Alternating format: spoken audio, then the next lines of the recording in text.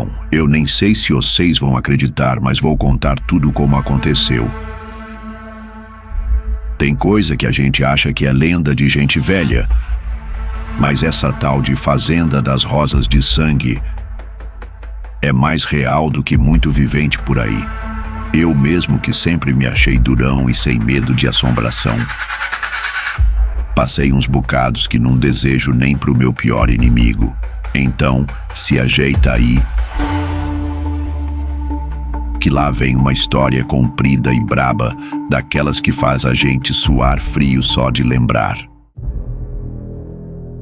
Eu trabalhava como auxiliar de um agrônomo, o Dr. Anselmo. Homem sério, de fala calma, mas cabeça cheia de estudo. Ele recebeu um chamado de uma senhora que morava no interior do Brasil Central. Segundo ela, tinha um tanto de planta estranha brotando do nada na propriedade da família. Umas rosas vermelhas feito sangue fresco, que apareciam em qualquer canto, até no meio da estrada de terra. Falava também de barulhos à noite, sussurros que vinham do mato e uma sensação de coisa viva se mexendo debaixo dos pés.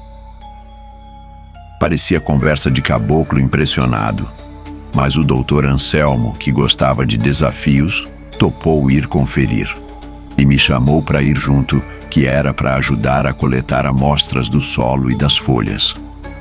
No começo, fiquei meio sem vontade de meter o pé na estrada, mas o doutor me convenceu, dizendo que podia ser uma chance de eu aprender coisas novas e, de quebra, ver se era verdade esse papo de rosas que gotejam um líquido avermelhado. Falou que tinha uns registros antigos contando de flores que nasciam onde teve derramamento de sangue. Confesso que bateu uma curiosidade braba. A gente pegou a caminhonete e, depois de 3 dias sacolejando por estradinhas cheias de buraco, chegamos ao povoado mais próximo da tal fazenda. Era um lugar meio parado no tempo, com umas casas de madeira, janelas pintadas de azul, aquelas ruas de terra vermelha, e todo mundo ali falava baixo sobre a fazenda do Rosário Vermelho. Alguns chamavam de Rosas de Sangue ou Flor de Defunto. Parecia que cada qual tinha uma história medonha para contar. Uma moça jurava ter visto as pétalas se abrindo à noite, feito um coração batendo. Um senhor bem velhinho falava que, quando jovem, viu gente desaparecendo perto de lá. E nunca mais achou nem o corpo, só uns trapos de roupa enroscados nos espinhos. A cada relato, minha espinha gelava. Mas o doutor Anselmo, homem cético que só ele, dizia que era tudo superstição boba. De tardinha, chegamos na tal fazenda. A porteira estava escancarada, quase caindo dos gonzos, e um vento quente soprava, levantando poeira. Perto da entrada, já deu para ver que as histórias não eram à toa. As roseiras formavam um emaranhado esquisito, como se o lugar inteiro tivesse sido tomado pelas raízes. O cheiro no ar lembrava ferrugem misturada com terra molhada, um troço diferente, que me fez pigarrear algumas vezes. Desci da caminhonete, olhei aquilo e pensei: Jesus, o que é que está acontecendo aqui? A sensação era de que a gente estava sendo observado, mesmo sem ver ninguém por perto. A sede da fazenda era uma casa grande, térrea, mas com telhado alto e várias janelas pintadas de branco, hoje descascadas. A pintura velha tinha manchas escuras que podiam ser mofo, mas pareciam outra coisa. Parecia que alguém passara tinta vermelha e deixara escorrer. Na varanda, a gente encontrou uma placa antiga, escrita à mão, com o nome Coração de Jesus. Mas as letras estavam quase apagadas, e dava para jurar que no canto tinha uma marca de mão, do tamanho de uma criança, impressa na madeira. Me deu um arrepio. Assim que botei o pé dentro da casa, senti o chão frio, um frio que subia pela perna e chegava ao estômago. O Dr. Anselmo ligou a lanterna e começou a explorar os cômodos, chamando: "Dona Alzira, a senhora tá aí?" Mas ninguém respondeu. A casa estava abandonada? Não sabíamos. Só que, pelos móveis cobertos de poeira e panos, parecia que ninguém vivia ali há muito tempo. Nas paredes, tinha uns quadros antigos de famílias, provavelmente de gente que morou ali décadas atrás. Rostos sérios, roupas de época, olhares que seguiam a gente para onde fosse. Lá no canto da sala, encontrei uma Bíblia em cima de uma mesinha. Abri por curiosidade e reparei num salmo sublinhado: "O sangue clama da terra." Me tremi todo, pois era uma citação que eu nem conhecia direito, mas combinava demais com a situação. A gente resolveu dar uma volta ao redor da casa. Antes de ir, o Dr. Anselmo coletou umas amostras de pó do assoalho, dizendo que a cor avermelhada podia ser poeira de óxido de ferro ou coisa parecida. Para mim, tudo parecia mesmo era sinal de maldição antiga, mas fui seguindo, sem querer bancar o covarde. Nessa hora, a gente viu uma figura lá no fundo do terreno, debaixo de uma paineira seca. Parecia uma mulher encurvada, segurando um cajado ou coisa assim. Fomos chegando perto com cuidado e percebemos que ela era bem idosa, pele marcada pelo tempo, olhar distante. Não disse nada, só apontou para o meio do mato onde as rosas cresciam feito praga. Depois, abriu a boca devagar e com uma voz rouca sussurrou: "Vocês não deviam ter vindo. Essa terra tem fome." Não explicou mais nada. Não respondeu pergunta nenhuma. Virou as costas e sumiu na escuridão, deixando a gente lá, com o coração aos pulos. Dr. Anselmo tentou manter a calma, dizendo que era só uma velha assustada. Mas eu senti que tinha algo mais. Mesmo assim, seguimos adiante, coletando terra em pequenos sacos plásticos. A cor era de um vermelho vivo, quase como se fosse argila ensanguentada. As rosas, por sua vez, eram grandonas, cheias de espinho, e o caule tinha um tom escuro, meio arroxeado. Cheguei a encostar num espinho sem querer e fui furado de leve. O dedo sangrou na hora e o sangue escorreu por cima da pétala, que sugou aquele líquido como se fosse um papel absorvente. Uma cena que nunca me sai da cabeça. A noite caiu rápido e decidimos pernoitar na casa, pois voltar para o povoado àquela hora era arriscado. A estrada era esburacada e a luz da caminhonete não estava lá essas coisas. Achamos velas e lampiões iluminando minimamente os cômodos. Ouvia-se o barulho de grilos e sapos do lado de fora, mas também um som estranho, como se raízes estalassem por baixo da terra. De vez em quando, jurava ouvir um gemido baixinho, que vinha lá de fora, e depois sumia. O Dr. Anselmo começou a anotar tudo num caderninho de campo, descrevendo cada amostra, cada cheiro, cada detalhe. Eu tentava manter a cabeça firme, mas me sentia observado. Lá pela meia-noite, acordei com calor e com uma sede desgraçada. Fui até a cozinha procurar água. Quando abri a porta que dava para os fundos, vi que as rosas tinham avançado. Onde antes tinha só um descampado, agora estava coberto de pétalas, como se as roseiras tivessem crescido metros em poucas horas. E no meio daquele tapete vermelho, algo se mexia. Pisquei várias vezes para ter certeza de que não estava sonhando. Era como se o solo respirasse, levantando e abaixando, feito um peito arfando. Saí correndo, coração disparado, e fui chamar o doutor. Quando voltamos para olhar, estava tudo quieto. Mas as flores, elas pareciam mais numerosas do que antes. No dia seguinte, mesmo com o sol forte, o clima continuava pesado. Aquele cheiro de ferrugem estava mais forte do que nunca. O doutor Anselmo se pôs a cavar nos pontos específicos para ver se achava qualquer coisa no subsolo. Eu fiquei de sentinela, olhando em volta. Depois de um tempo, ele gritou: "Vem ver isso, rapaz!" Corri até lá e vi que a pá dele tinha batido numa camada de ossos. Não era bicho, não. Era ossada humana. Havia costelas, pedaços de crânio, dentes. Junto, tinha uns amuletos antigos, pedrinhas coloridas, talvez de rito religioso. Mas todos os ossos estavam tingidos de vermelho, grudados em raízes fininhas das rosas. Parecia que aquelas plantas estavam se alimentando do que sobrou dessas pessoas. Que coisa macabra, sussurrei. Dr. Anselmo ficou embasbacado, pois sabia que aquilo podia ser prova de crimes antigos ou rituais obscuros. Fotografou tudo, guardou amostras, e a gente falou em acionar a polícia, mas o sinal de celular era quase inexistente ali.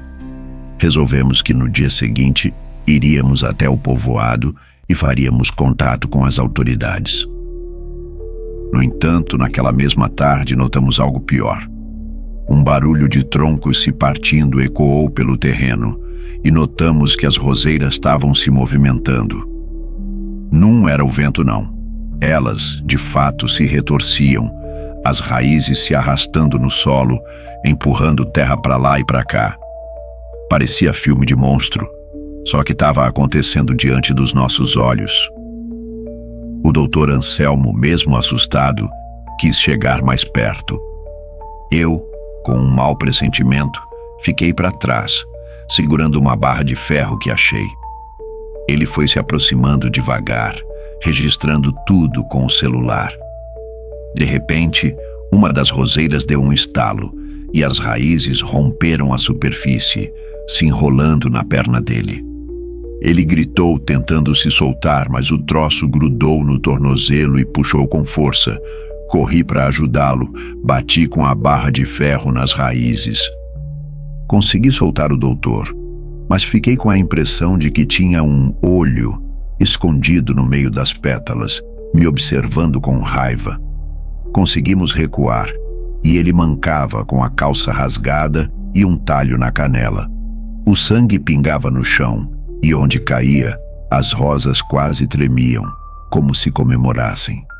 Entramos na casa às pressas, trancando tudo. Mas as janelas eram velhas e as paredes tremiam quando o vento batia. A noite caiu outra vez, e dessa vez com uma escuridão densa, sem lua, sem estrela, como se o céu tivesse tampado por uma capa preta. As velas iluminavam mal e porcamente. A gente ouvia as raízes arranhando as paredes externas, como se estivessem testando a resistência. E de vez em quando, aquela voz de mulher idosa ressoava do lado de fora, dizendo: "A terra tem fome, a terra tem fome." Cheguei a um ponto em que tremia de medo. Queria cair fora, mas não tinha como fugir na escuridão.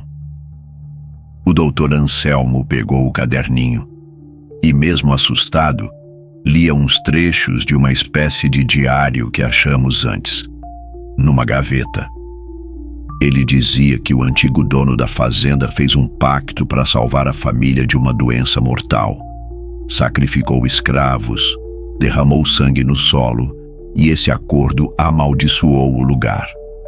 As rosas nasceram do sacrifício, alimentadas pelas almas que ficaram presas naquela terra. De lá para cá, qualquer um que pisasse em coração de Jesus poderia virar comida para a raiz. Senti um pavor danado, só de pensar que a gente estava preso num canto amaldiçoado. Foi então que a porta dos fundos estourou, fazendo a gente pular de susto. As raízes invadiram a cozinha, rastejando feito serpentes. Gritamos e corremos para os quartos. Tentei segurar a maçaneta, mas a força era muito grande. Um cheiro azedo encheu o ar. Parecia que o chão pulsava, acompanhado de um som de batimento cardíaco. Tum-tum, tum-tum. cada vez mais forte. O Dr. Anselmo olhou para mim com olhos arregalados, como se dissesse: é o fim? Mas, num repente, me veio uma ideia maluca. E se a gente tentasse atear fogo naquelas raízes? Corri até o quarto onde tinha visto um galão de querosene. Puxei umas latas de tinta velha. Fiz um rastro no chão da sala. As raízes avançavam. Os espinhos reluziam à luz fraca da lanterna. Joguei querosene e risquei um fósforo. O clarão subiu. As chamas lamberam a madeira podre e se espalharam como num pavio de pólvora. Ouvimos um grito, sim, um grito abafado que parecia vir do coração da terra. A casa começou a pegar fogo rápido demais, e a gente correu para fora, se desviando das labaredas que lambiam a varanda. Na saída, trombamos com aquela idosa de novo, a do cajado. Ela nos fitou com um olhar de ódio e sussurrou: vocês não podem matar o que sempre teve vivo aqui. Esse lugar já engoliu gente mais forte do que vocês. E antes que pudéssemos responder, ela se misturou à fumaça, desaparecendo feito assombração. Olhei para o Dr. Anselmo e ele estava pálido, mas conseguia andar. A gente foi de carreirinha até a caminhonete. Quando giramos a chave, o motor tossiu 2 vezes e pegou. A gente arrancou dali, atropelando arbustos e desrespeitando qualquer sinal de estrada. No retrovisor, vi as chamas lambendo a sede da fazenda, enquanto uma fumaça negra subia para o céu escuro. Parecia que o fogo ia limpar aquela maldição de uma vez por todas, mas ao mesmo tempo, o vento levou pétalas vermelhas para todo lado, rodopiando no ar, como se fossem brasas vivas. Aquela cena me encheu de pavor, pois senti que as rosas não iam morrer tão fácil. Chegamos ao povoado de madrugada. Procuramos ajuda, avisamos o pessoal. No dia seguinte, a polícia foi até lá e encontrou a casa em ruínas, mas nada das rosas. Só terra chamuscada e umas poucas cinzas. Nenhum sinal de raiz, nada. Parecia que tinham sumido, feito fantasma. O Dr. Anselmo me garantiu que tudo estava resolvido, mas eu não tive tanta certeza. Aquela sensação de olhos invisíveis me perseguiu por muito tempo depois. Uns meses se passaram, a gente voltou para a capital. O doutor fez uns relatórios, mostrou as amostras de solo, mas preferiu não mencionar os ossos nem o que realmente aconteceu. Falou que a fazenda sofreu com pragas e abandono. O povo que lê relatório científico nem imagina o tamanho do horror que presenciamos. Só que certa vez encontrei o Dr. Anselmo sentado no laboratório, olhando para o microscópio pálido. Ele disse que achou no meio das amostras um pequeno fragmento de raiz ainda vivo, como se pulsasse num batimento lento. Mal conseguia acreditar. Me afastei na hora, sem querer chegar perto. Ele colocou aquilo num recipiente com formol e guardou num armário trancado, mas seus olhos já não eram mais os mesmos. Tem noite que ainda sonho com aquelas rosas, com o cheiro de ferrugem e terra molhada. Ouço vozes chamando meu nome no vento. E, no meu pesadelo, as pétalas se abrem, revelando dentes finos que pingam sangue, prontos para devorar qualquer vivente que ouse pisar naquela terra maldita. Quando acordo, sinto uma pontada de dor no dedo que foi furado pelo espinho. Fico pensando se algum dia vou voltar a esse lugar, ou se um dia essas raízes vão me procurar. Afinal, dizem que quem conhece o segredo do solo vermelho carrega a marca da fazenda para o resto da vida. Por isso, se você, por curiosidade ou coragem, pensar em se aventurar por aquelas bandas, fica aqui meu aviso. Aquela terra é faminta e as rosas podem brotar de novo em qualquer canto, prontas para beber o sangue dos incautos. Não subestime o que os antigos contam, porque às vezes as lendas são a forma mais sincera da realidade se manifestar.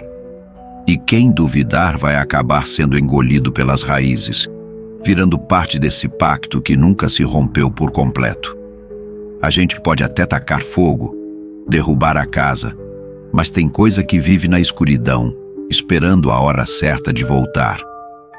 Agora me diz, você tem coragem de pisar num solo que chama por sangue? Porque eu, sinceramente, depois do que vivi, não duvido de mais nada. E quando fecho os olhos, ainda vejo o clarão do fogo, ainda sinto o cheiro de ferro, e ainda ouço um murmúrio distante ecoando pelos campos. A terra tem fome, a terra tem fome. E é desse jeito que termina minha história, sem final feliz, sem certeza de que o mal acabou. Talvez ele só tenha se espalhado por aí, através das pétalas levadas pelo vento, esperando o próximo desavisado que resolver cutucar coisas que deviam ficar enterradas para sempre.